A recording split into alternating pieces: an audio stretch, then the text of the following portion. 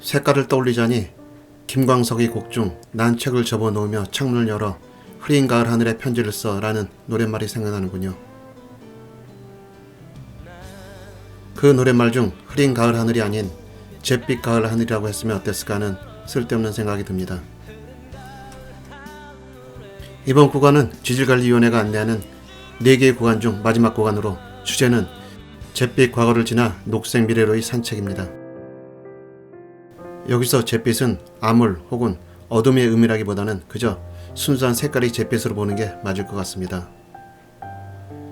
즉 카르스트, 그것도 주색 잿빛의 카린으로 형성된 이제까지 지형에서 벗어나 이번 사구간부터는 푸른 숲도 있고 논도 있는 그런 지형을 만나기 때문입니다.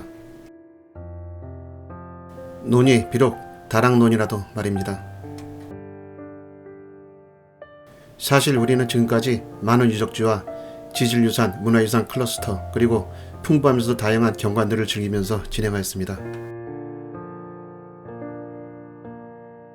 하지만 이제부터는 그 타워 카르스트의 주색, 아니 잿빛 카렌에서 벗어나 그 카르스트가 녹색으로 갈아입은 지형을 즐기면서 미래를 향한 여정이 되도록 이번 구간도 꼼꼼하게 진행하도록 하겠습니다.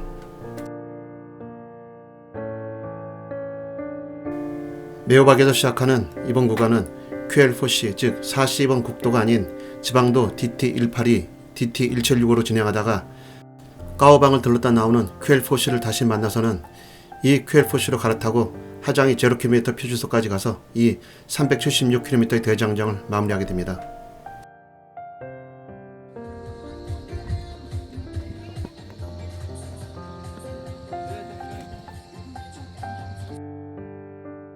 룽피는 메오박에서 약 15km 정도 떨어져 있습니다.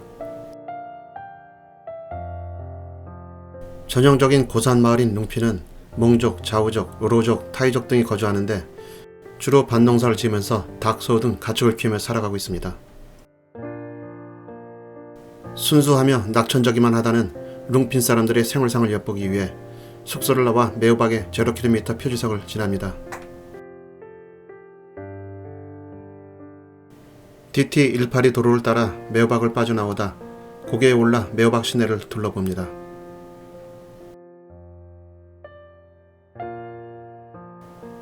메오박은 우리가 지나온 꽌바, 옌민, 동방과 함께 하장 북부 4대연으로 불리는데 우리나라의 읍면에 해당되는 규모입니다.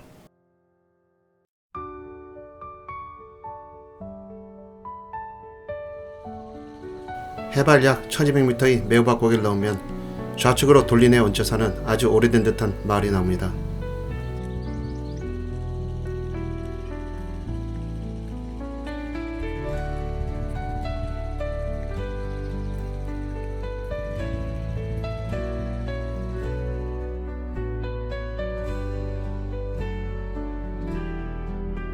숭망을 지어내는데 이곳은 초등학교와 유치원도 신식 건물로 지어놓은 등 잘 정비된 마을이라는 인상을 받습니다. 아주 평화롭고 조용한 마을입니다. 그 흔한 오토바이 소리도 안 들리고. 고개를 넘습니다. 그러면서 룽핀에 들어섭니다. 산사태가 난 것일까? 갑자기 분위기가 바뀝니다. 조망터 역할을 하는 노상 카페에 앉아 베테랑 커피를 마시며 룽핀을 즐깁니다. 녹색과 주색 그리고 흰색의 향연입니다. 유별나게 돌리내로 눈길이 쏠립니다. 그 돌리내 가운데 볼록 솟은 저건 또 뭔가요?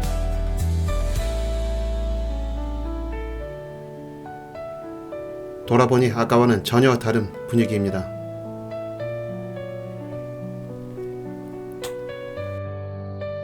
조금 전에는 그저 단순한 지형으로만 생각했었는데 그게 아닙니다. 고원까지는 아니더라도 그 정도의 분위기를 느끼게 해준다는 의미입니다.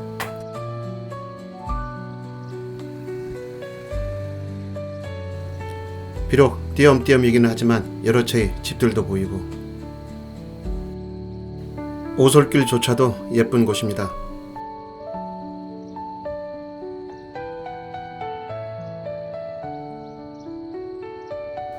이 룽핀을 빠져나가면서 행정구역은 메오박현에서 동반현으로 바뀝니다.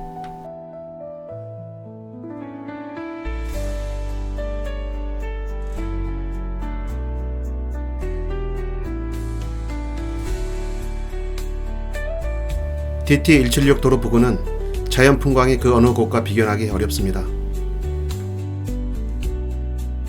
오밀조밀하게 자리한 콘카르스트, 그 사이로 불안하지만 제대로 자리 잡은 집들, 그리고 그 집들을 이어주는 가는 실선. 너무 아름답다 라는 말밖에 더 이상 할 말이 없습니다.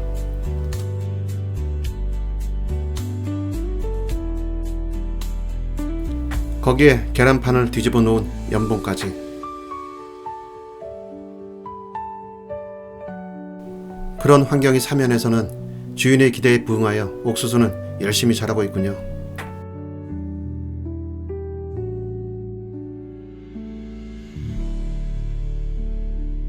숭자위에 있는 돌민박집 2층에 올라 좌측 골짜기 주변을 조망합니다.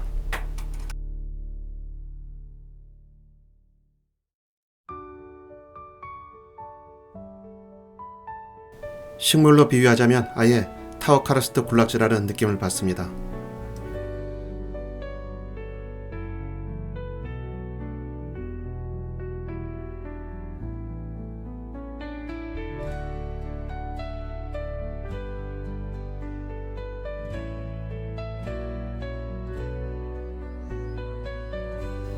숭자위 고개는 해발 980m 정도의 정면과 좌우측으로 조망이 기가 막힌 곳입니다.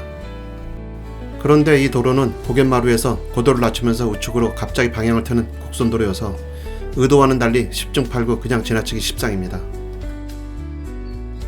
좌측으로 주차할 만한 적당한 공간이 있으므로 여기서는 무조건 정차하여 주위를 둘러봐야 합니다.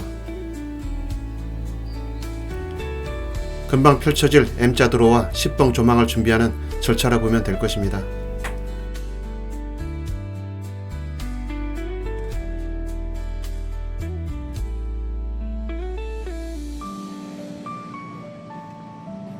이 M자 곡선도로는 탐막고개, 마페랑고개와 더불어 하장 3대 사형고개라 불립니다.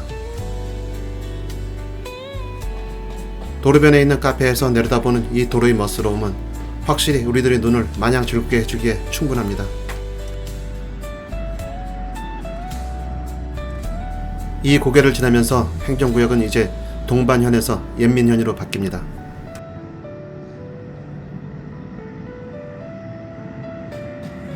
사실 이 곡선도로를 더욱 아름답게 해주는 것은 도로 뒤를 병풍처럼 받쳐주고 있는 10번과 도로 아래에서 위를 바라보았을 때도 전혀 달라져 보이지 않는 주변 풍광 때문일 것 같습니다. 이제 조금 흥분을 가라앉히고 예민현 마우드웨에 있는 식당에서 점심을 먹고 가기로 합니다.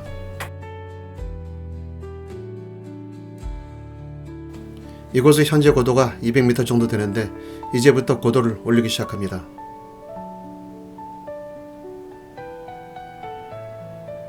가운데 보이는 골짜기가 불안한 도로가 예민으로 가는 DT182입니다. 우리는 식당에서 나오자마자 바로 만나는 삼거리에서 좌회전하여 저 DT182를 버리고 기존 DT176을 따랐습니다. 그러고는 바로 만나는 삼거리에서 DT176을 버리고 또 좌회전하여 1위로 올라온 것이죠. 기가 막힌 명소로 가기 위함입니다. 멋집니다. 여기서 우리는 연민으로 가는 길과 우리가 넘어온 M곡선도로 너머의 10번 부근을 찾을 수 있어야 하는데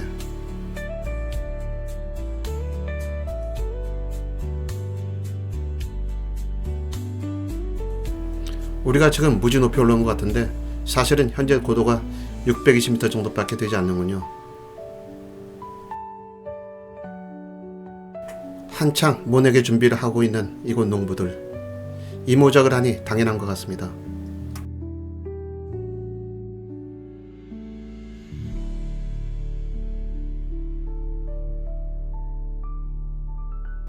우리가 이미 다녀온 꽌바이 룽푸이 동굴이 그러하듯 이 탐린 동굴도 아직 때묻지 않은 청정한 자연의 보고입니다.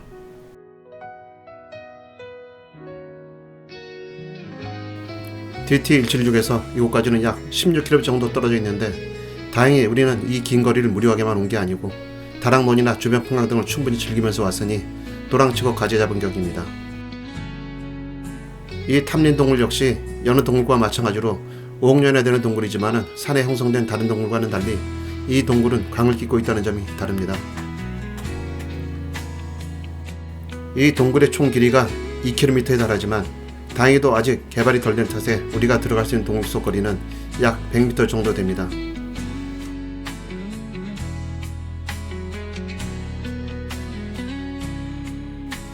한편 이 동굴이 사람들의 주목을 받는 이유는 타이주에 거주하고 있는 이 응원군 마을에 흐르는 바랑천을 우리는 뗏목을 타고 석회암 동굴로 들어가 동굴 내부를 즐긴다는 점입니다.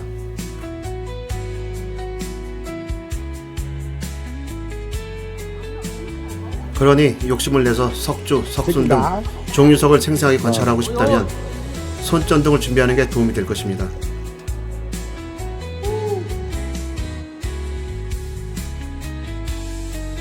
다만 이곳이 개울인 관계로 우기에는 물이 많이 불어 이용이 불가하니 필히 늦가을이나 겨울, 이른봄 등 건기를 이용해야 할 것입니다.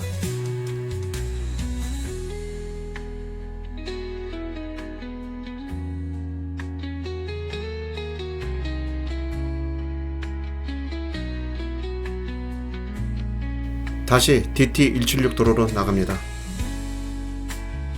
DT176으로 올라 두지아로 향합니다. 한쪽은 곧 추수할 뼈, 한쪽은 곧 모내기 할 묘판.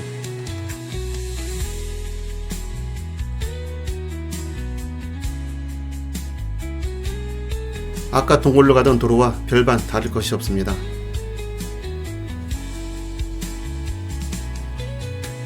다락논, 산줄기, 그리고 길.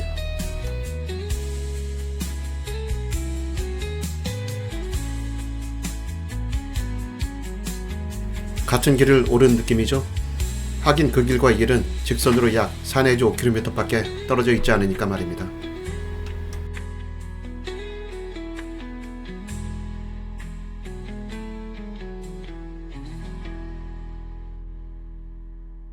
해발 900고지에 있는 휴게소에 앉아 올라오던 길을 내려봅니다.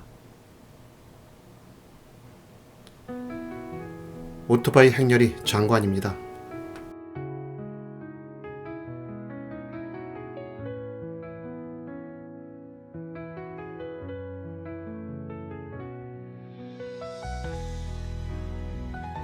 꼬리에 꼬리를 무는 오토바이의 행렬.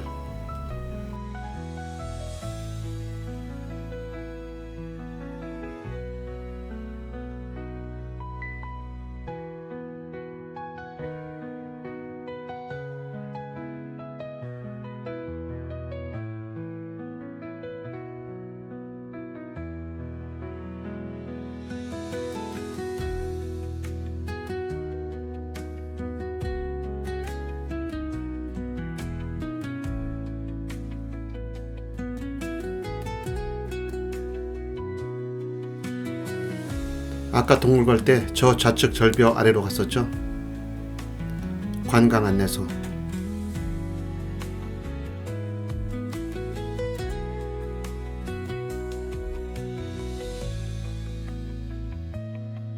우측으로 또 장관이 펼쳐집니다.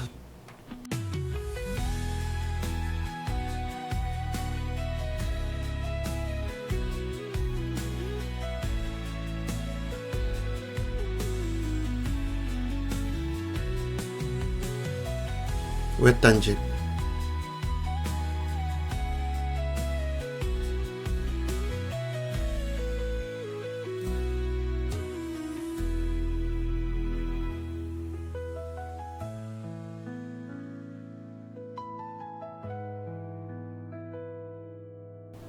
이 지역 주민들은 이곳 토양이 워낙 열악한 상태이니 돌리네만 보이면 무조건 거기에 터를 잡았군요.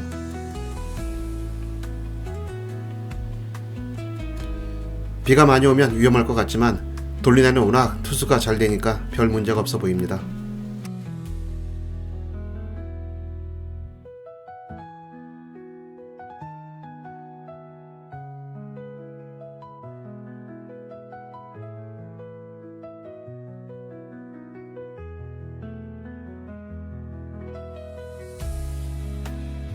베트남은 10세기 후반부터 1945년까지 프랑스의 지배를 받았는데 이 지역은 통킹이라고 하여 보호령으로 통치를 받았습니다.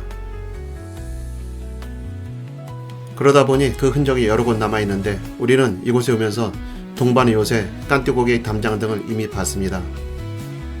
그런데 이곳에서도 그 흔적을 볼 수 있군요.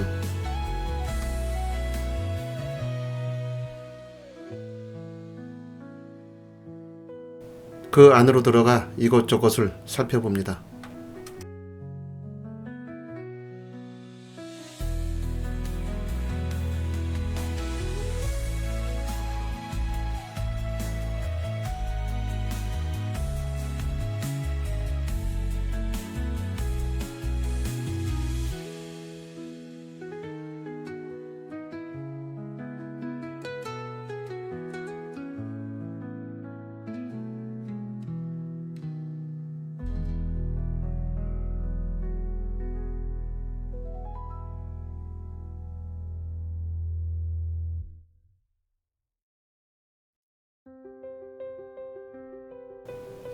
밖으로 나옵니다.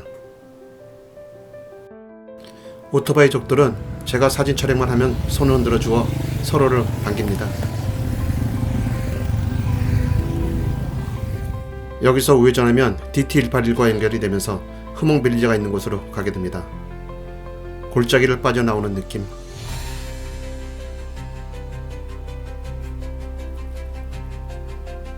동양, 특히 한국, 중국, 일본에서는 용이 천지의 조화를 저하는 신성하며 신비로움의 표상으로 생각합니다. 이는 베트남도 예외는 아니어서 그들의 건국 신화에 용이 나오고 자신들이 용의 후예라고 믿는다고 합니다. 돌이켜보면 제가 하장저에 관한 공부를 하면서 하장 루프나 동방카르스트 세계진리공원을 소개하는 책자나 팸플릿, 인터넷 사이트를 많이 보았는데 그때마다 대부분 첫 장을 장식하는 장면이 있었습니다. 하도 비슷한 그림을 많이 접하다 보니 이제는 이곳이 그곳 같고 그곳이 이곳 같다는 생각이 들 정도로 제 머릿속 그 그림은 이미 희석이 되어버렸습니다. 그런데 이곳을 처음 지날 때였습니다. 프랑스군 진지가 역사적인 인물이어서 나름 그 감흥에서 벗어나지 못하면서 작은 마을을 지나고 있었고 지도는 그 마을이 룽오라고 얘기해 주더군요. 별 생각 없이 그저 이것도 용자가 들어가니 얘기거리가 하나 정도는 있겠구나 라는 단순한 생각을 하면서 마을을 빠져나갔습니다. 그런데 고개를 오르며 우측을 보는데 불현듯 화보 사진 생각이 나면서 저는 정말이지 깜짝 놀라 바로 차를 세울 수밖에 없었습니다. 머릿속에서는 자동으로 독립선언서의 한 구절이 지나가더군요. 아, 신천지가 안전에 정계대도다. 그렇습니다. 그렇게 오매불망 찾아 헤매던 그 그림이 바로 여기 룽오였던 것입니다. 이 아름다운 콩카르스트의 중심 둘리네에 자리한 곳이 룽오이니 아주 오래전에는 이곳이 호수였을 가능성이 아주 높습니다.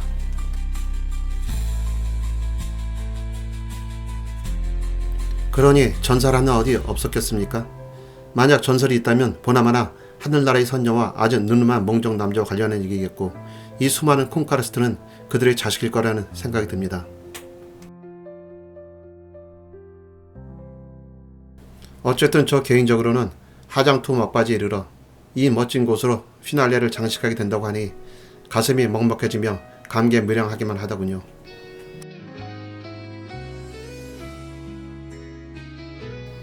모르긴 몰라도 이곳에 터잡고 살아가는 흐몽족, 타이족, 자우족 등 여러 소수민족들은 서로 조화롭게 공존하며 각자의 고유한 전통을 보존하는 동시에 공통된 가치도 공유할 것으로 여겨집니다.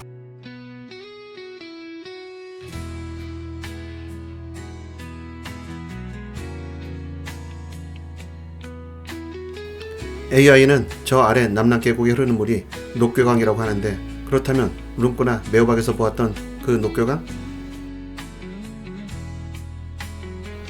지도를 면밀히 분석해보니 저 아래 강물은 그저 녹괴강의 한 지류에 불과한 것 같습니다.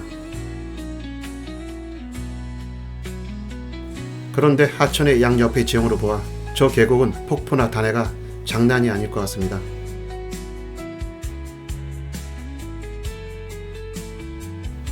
다정한 온우이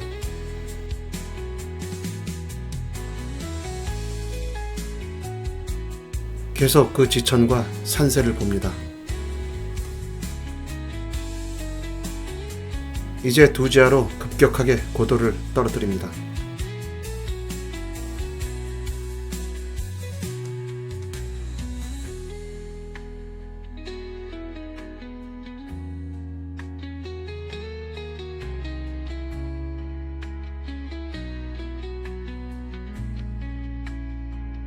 오늘은 두자에서 마지막 밤을 지내고 내일 아침 일찍 기상하여 두자 폭포를 다녀와야 합니다.